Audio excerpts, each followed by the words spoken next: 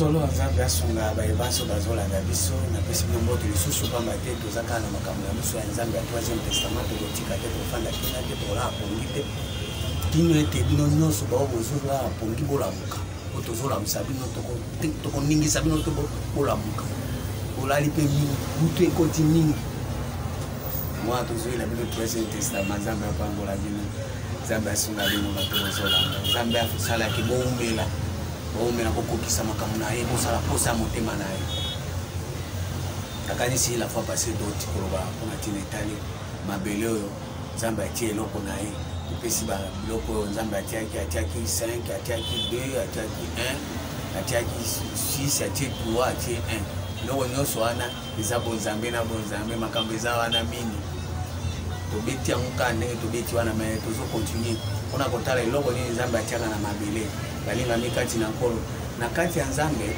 nzambe ce n'est que la parole obi na Jean 1 le premier verset au commencement était la parole était avec Dieu, la parole était Dieu. En elle était la vie était la lumière des hommes. Si on a minute toujours na tout éclairer bomo ya moko na kati ya liloba ya nzambe balingana kati na nkolo. Eza makambo koswana te, eza makambo koinana te, eza nde makambo kozala éclairer. Tozala clair na makambo nzambe, to nyoko mingi. Balobi bona verset 3. Toutes choses ont été faites par elle et rien de ce qui a été fait n'a été fait sans elle. Et là, on va t'amener ça, misali lobati. On va mener toujours na makambo sali. Nande ko sali. Pourtant, on va ko sosola que na minute on a tika ko banzambe te na sali nzambe te. Ko revendiquer droit na ko eloko nzambe sali mai créer manakati na yo. So mabe ezali mukanda ya Proverbe 22 verset 8. Mabe yango 22 8 robibo. Celui qui sème l'iniquité moissonne l'iniquité, et la verge de sa fureur disparaît. Celui qui sème l'iniquité. Ozawana basi ba sème iniquité na kati na yo. Ba moissonner nini iniquité. Ndengo zawana, ndengo ufandi wana, ndengo zotala ngabo. Babi celui qui sème l'iniquité moissonnera l'iniquité. Basi ba sème iniquité. Mukanda ya 1 Jean 5 verset 17. 1 Jean 5 17 toute iniquité est un péché. Il y a un tel péché qui ne mène pas à la mort. Toute iniquité est un péché. Iniquité nyos izaka masu. Ça veut dire ba sema masu na katina. Bato ba sema iniquité kati na bango ba sema masu. Ole ya ko seme. O ezali Jésus na tata na baza ba seme masu. Psaume 69 verset 28. Psaume 69 verset 28.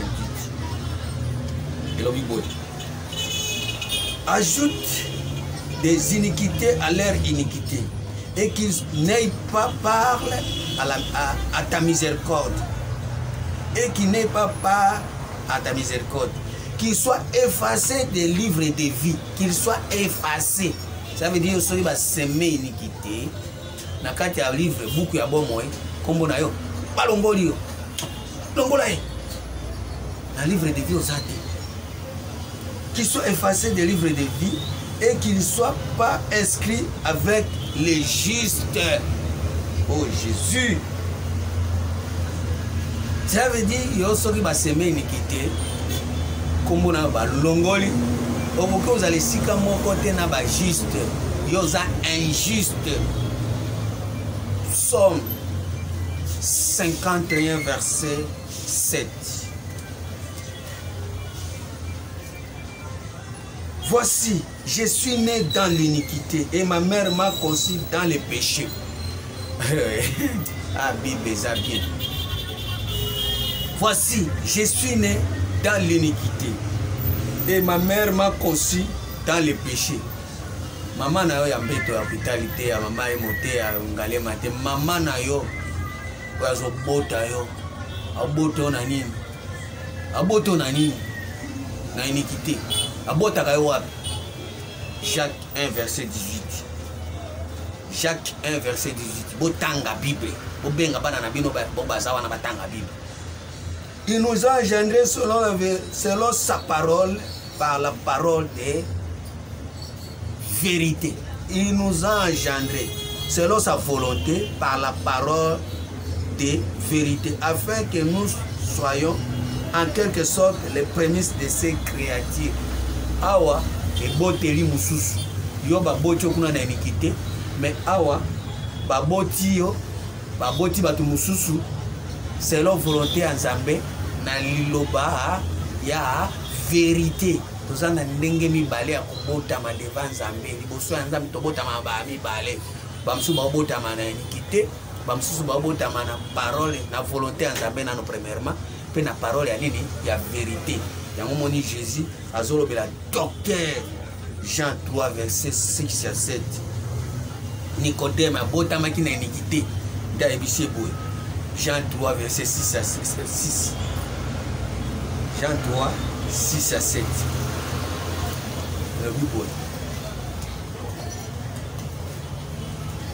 Ce qui est né de la chair est chair, ce qui est né de l'esprit est esprit. Moni botama, tozo botama, na iniquité botama na nzoto. Ce qui est né de la chair est chair, et ce qui est né de l'esprit est esprit. Ce qui est né de l'esprit c'est baoyo bazo botama selon vérité.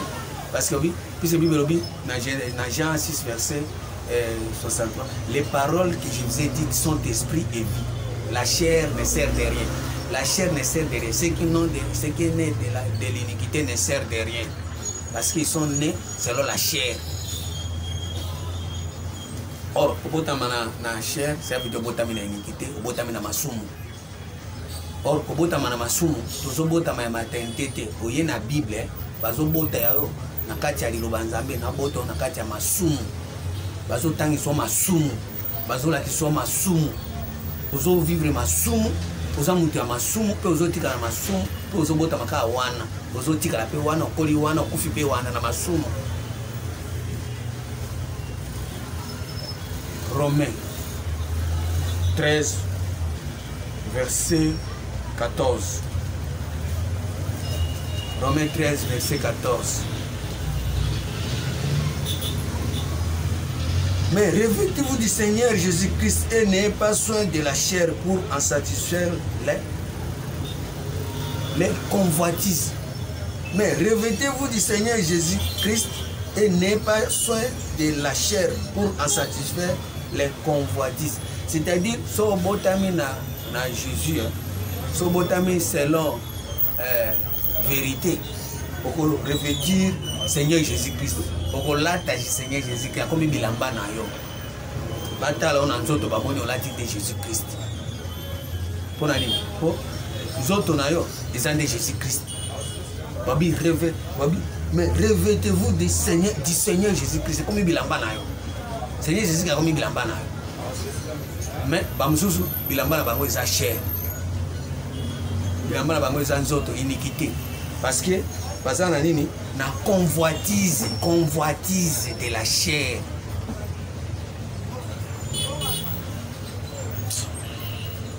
Tellement ça na convoitise de robota mananiquité. Convoitise pourquoi? Parce que olingi ba lobelo makambo nzambe, c'est lo ba posa motema na yo. C'est lo ba pension na, c'est lo ba penchant na, c'est lo ba vanité na, c'est lo ba souci na yo. Lo ba nzambe et satisfait ba posa na yo. Ozo bota mana iniquité mbala moko automatiquement. 2 Timothée 2 verset 22. 2 Timothée 2 verset 22. Moninga mikati na nkolo. Toza na temps ya masekité, toza na temps ya elobeli ya Nzambe. Bible loba. 2 Timothée 2 verset 22. Fuis les passions de la jeunesse, recherchez la justice et la foi. Fuis les passions. So za na passion ba poser les kebele yo ki makango oye na église na ba posa Nzambe pesanga libala, Nzambe pesanga mbongo, Nzambe pesanga commerce, Nzambe pesanga voyage. Papa, mama boni Nzambe ba prière kili Nzambe telbe matu salinga pasi Nzambe albi matu salinga pasi convoitise les qui passion les qui mbala moko okobota mana iniquité ngo mona ba ko semer iniquité na kati na ba banda ko semer makambo ya péché ba banda ko yiso makambo ya buzoba ba banda ko telo ba prophétie lokuta posana poser les kebele yango moni lelo église combien ba posa tozana 30 jours ya mabondeli ça ba 30 jours ya mabondeli déjà ba 30 jours ya ba posa. Fuir les passions de la jeunesse et rechercher la justice, la foi, la charité, la paix avec ceux qui invoquent le Seigneur d'un cœur pire. Ah, Nzambe. Bato bazo évoquer Nzambe na motema peto. Bao bazo bota ma iniquité te, mais bazo bota ma innocence engendré selon la parole de la vérité. Motema pire, c'est-à-dire bazo ka vérité. Walingina no bososoli. Walingina no boyebi. Premièrement, azana na posa biloko te. Aina no po ayeba Nzambe bien, à comprendre soso la vie na ye na se amo yawa. Nzambe atindaki kaka mpona kobota bota, mpona misala. Soki azwi musala, asali musala, tango akufi akelola. Aboti, abali, atia alliance, so akufi akelola. Atongi bandako, atongi ba immeuble, so akufi akelola. 1 Timothée 6, 7. Quand nous n'avons rien apporté dans le monde, et il est évident que nous n'en pouvons rien emporter. Dans le 3e Testament, Luka Ozunga, Luka Nzambe, Ayebayo, Yo Yebaye, Boyebana. Poète Soki Bongote, Jean 6, verset 27. Ah, Nzambe Sunga, Jean 6, verset 27. Travaillez non pour la nourriture qui périsse, mais pour celle qui subsiste pour la vie éternelle, et que le Fils de l'homme vous donnera. Car c'est lui que le Père, que Dieu a marqué de son sceau. Travaillez. Non pas pour la nourriture qui périt. Qu'est-ce qui périt? Tout ce qui est sous le soleil. Maïman sur les anasé à moi. Les vanité. Mais l'ukana non a katina yo. Travailler. Katina yo mokoye banzambe. Puis c'est katina yo soko travailler. Cœur na yo. Au travailler motema na yo. Au travailler pensée na yo. Au travailler. Au destin na yo. Oza destiné na yo, oza vocation na yo, oh Nzambe, naloba sur terme nini, oh Jésus, o bato bayoka, balinga mikati na nkolo. Travailler pour la nourriture qui ne périt pas, que le Fils de l'homme vous donnera. Cette nourriture ezali. Desengelo travail okoka kokota na kati ya makambo oyo Nzambe akoma mpona yo yango tomemeli bino 3e testament 3e alliance eza makambo akotala so libanda na oyo temolingami kati na nkolo mpo oyoka baparole ya iniquité mpo iniquité ezali kolakisa moto libanda na ye vérité eza kolakisa moto na kati na ye mokanda ya psaume 51 verset 8 à 9. Oh Jésus, Sunga milimo, Sunga bato bazolanda, Sunga bato bazoyoka ba comprendre. Oh Jésus, mais tu veux que la vérité soit au fond du cœur. Mais tu veux que la vérité soit au fond du cœur. Fais donc pénétrer la sagesse au-dedans de moi. Pour ce qu'on y a une vérité. Na kati na yo molinga me kati na nkolo o nyonso ya libanda ekolata vérité yango moni toutaki koteya tolobi tango batie semence kaka moko moto wana akangi yango atia yango na mabele na ye po ayebi ke ekoproduire lumière meme libanda na ye soki azalaki na ténèbre soki makambo ezali kosimba te mais ekozala éclairé puisque na motema déjà azalaki éclairé bandeko naloba ndenge nini papa, maman, n'attendez pas yo kangai. N'allons pas na langue ni. Mais on s'est lingala petit. Yo traduit en français, traduit en anglais. mais déjà na solo ba mais pourquoi beaucoup comprendre mais papa maman benga bana yebisa bana makambo yango yango baluka susu vérité libanda na bango te baluka vérité na kati na bango poste ezali mutu na mtu nzambe atie eloko na kati na ye pour sokolo ki vérité na kati na ndio koyeba vérité nde mbotama ezosalema ce qui est né de la chair est chair parce qu'il y a zotala libanda ce qui est né de l'esprit est esprit parce qu'il y a zotala na kati ya motema na ye ah nzambe Job 21 verset 22. Est-ce qu'à Dieu qu'on donnera la science à lui qui gouverne les esprits célestes, lui qui gouverne les esprits célestes? Dieu Nzambe a gouverné kaba esprit. Pour na kati na yo esprit na yo Nzambe aza capable à gouverner ngwa banda ko gérer abanda ko diriger yo. Apesio makambo ya ye kati na yo de façon ka banda ko gérer yo. Hey. Non ba te. Non ba. Yoka, salé. Ne vous bornez pas à écouter, mais mettez en pratique. Job 33, verset 2. C'est avec droiture de cœur que je vais parler. C'est la vérité pire qu'exprimera mes lèvres. L'Esprit de Dieu m'a créé et le souffle du Tout-Puissant m'anime. Ils ont animé le souffle du Tout-Puissant. Et on a dit que nous avons Nzambe atiakati na ngai. Mais ils ont copié. Ils ont passion na yo. Ils ont envié. Pour moi qui kinanja somba ki boyo pour ndo sombo landela e mekati na eloko ana ezate. Ya mo mona ko somba eloko ana olati kambala moko isi pengala. Uzesu na posa na ngote. Okomo baboka bango. Metango zangi na ngote motema duku na somba e. Molinga mikati na nkolo. Ozana taya esprit Nzambe nde animé yo. Ya mo tozo ya ko réveiller bino mémoire. De Timothée 1, verset 5. Ah, Nzambe sunga molimo, sunga milimo. De Timothée 1, verset 5. Gardant les souvenirs de la foi sincère qui est en toi, qui habite d'abord dans ton aïe Louis et dans ta mère Eunice, et qui, j'en suis persuadé, habite aussi en toi. C'est pourquoi je t'exhorte à ranimer les dons de Dieu que tu as reçus par l'imposition des mains.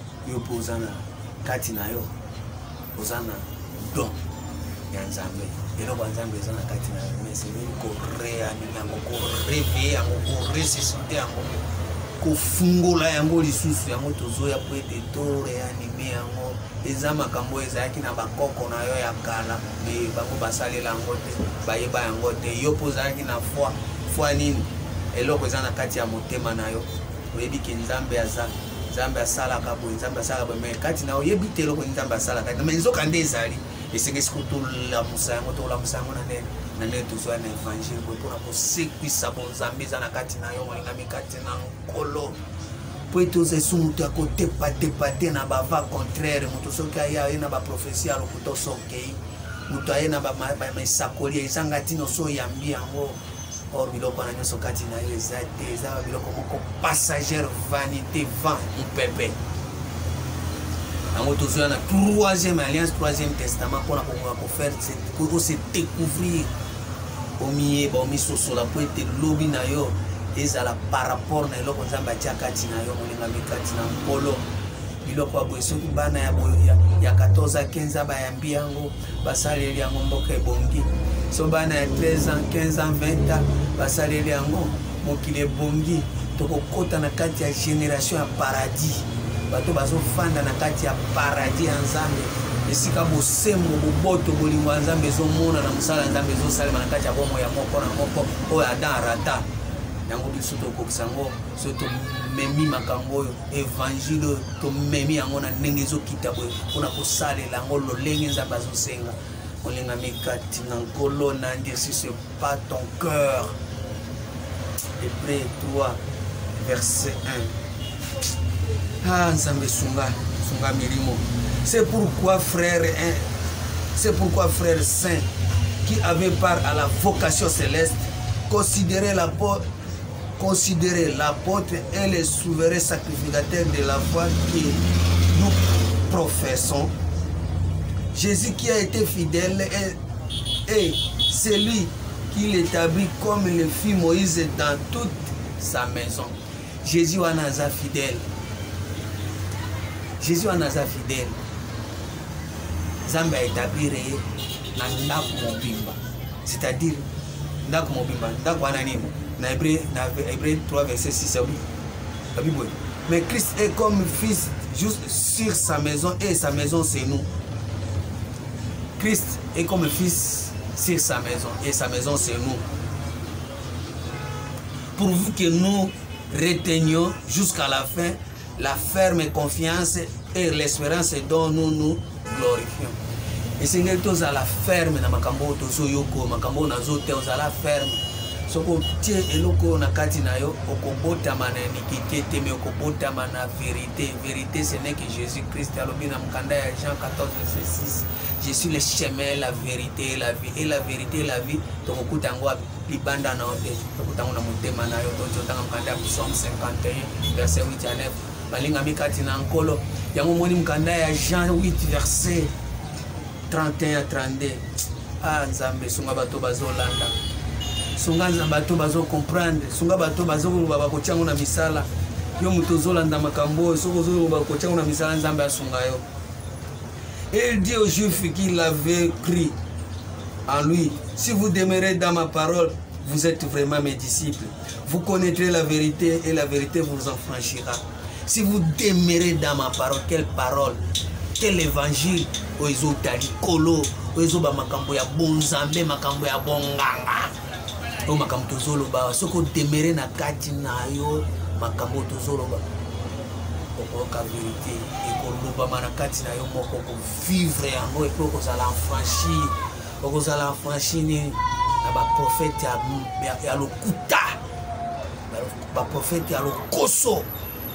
Ma prophétie à pamba pamba ya pumburu pumburu ya putulu makambo so à terre oizo pesa bato baye banzambe te zo kimisa bato nzambe bazolo ba makambo par rapport na posa ya motema, par rapport na vanité, par rapport na vain discours. Oh nzambe wa banzambe sunga milimo ezolanda chaîne na biso bo s'abonner belé bo sunga pe chaîne makambo na zolo banazo ebisa bino bato bozolanda ngai. Bo soutenir na ba moyen na bino poto to bato belango na chaîne ya minene. Bien sûr toza na chaîne na biso ya YouTube, mais toza na posa bato biso bazolanda chaîne ote. Baza pe na capacité ya kosomba ba téléphone te po bazwa ba mega bati yango bayoka. Mais biso to kolobela ngo tato na radio, tato na télévision, ba même na chaîne nationale pour la facture za ka minene. Mais so bo sungi bo soutenir vision na kanisi to koleka même kuna lokumu na Nzambe. Nzambe wana akozanga kopesa biso bomo emula ite to kokokisa posa motema na avant que to jamutu na biso na se. Oh molinga mikati na nkolo yo muto zolanda makambo yo. Nzambe asunga yo, Nzambe ayokela yo mawa, Nzambe abatela yo po ete posa ya motema na kati, posa ya motema ya Nzambe na kati na yo kokisama. Po Nzambe nana kokisa posa ya motema na yo. Donc posa motema na yo. Proverbe 13 verset 12. Proverbe 13 verset 12. Aïe, oui. Un esprit différent rend le cœur malade, mais un désir accompli est un arbre de vie. Un désir accompli. Désir Nzambe. Oizo, ce qui est kokisami. Yango ezali arbre de vie. Yango moni a planté qui a mon akati à jardin à Genèse 2 verset 9. Atiaki arbre de vie na kati ya jardin. Ça veut dire Nzambe atiaki désir na epo a accomplir yango, mais atiaki yango na jardin. Mais jusque là mutu antamo katika la kokokisa plaisir wana akoka kosala Nzambe plaisir wana azate puisque depuis ba Adam arata ko kende ko travailler na kati ya jardin tel lo mutu antamo katika ko travailler te yango mo biso to na 3e testament ko tozongi sabino na jardin bo koka ko vivre désir ya Nzambe o akokisa yango na kati na bomo ina bino.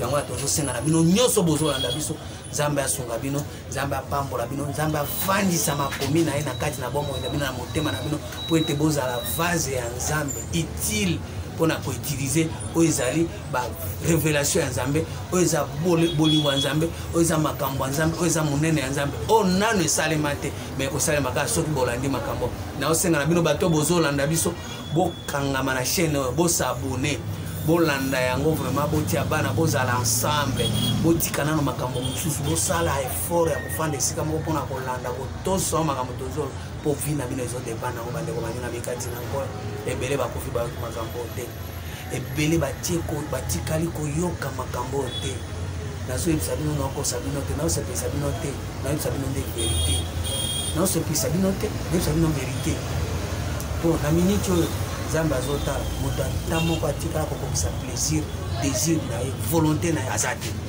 puisque bato nyonso bazobotama kaka na inégité ça veut dire quoi bazosala makambo eza libanda ya motema or esengeli tobotama na vérité makambo ezosalema na kati ya motema po ete tobika oyo eza lobiko ya nzambe oyo ayoki makambo nzambe apambola ye numero na ngai eza 089 9 42 43 81 89 9 42 43 81 plus 243 89 9 42 43 81 pour bato baza libanda ya mboka soki okotindanga na Orange Money ekosimba soki po bengi nga oyebisinga paster nangi nasala quelque chose nangi nasala enveloppe mpo na yo rien n'empêche lokumu ekozongela nzambe eza mpona kosoutenir mosala nzambe awa dime eza te ofrande eza meme mabonza pamba eza te po tozotia makambo ya mitema tozwa mabonza yango tokenda ngwa nzambe nde asunga bo baza na bonne volonté soki olingi osoutenir na yo me makambo ya nzambe eza makambo wana te oyo eza makambo ya makasi esengeli ososola nao to soki ososoli atokabelinga nzambe azwa lokumu akozwa lokumu mais soki ososoli te atopesi baofrande badime oza zero puisque obotami na inégité obotami na nzoto yango ozopesa mbongo ya visible ozomonaki yango nde nzambe okokorompre nango nzambe oyo nzambe aza na biloko wana te nzambe afandaka na ndako etongami na maboko ya bato te aza mpe na mposa moto azala servi na maboko ya motu te okotanga yango na mokanda ya acte 17 verset 24 à 25 amikokisa na ye mais mposa ya motema ya nzambe ezali ete désir na ye na kati na ye kokisama soki odécouvrir destin na yo soki osali destin na yo nkombo ya nzambe ekofingama te ekotolama te mpe yo na kati ya baoyo basema eloko ya malamu kati na bomoi na bango basema vérité oza parmi bao basema 1 na mabele na yo tiki ete nkombo ya nzambe ekomisama nkombo ya nzambe enetolama nzambe molimo yo kamba na yoyo nzambe abatomba nzambe molimo yo kamba na yoyo nzambe abatomba nzambe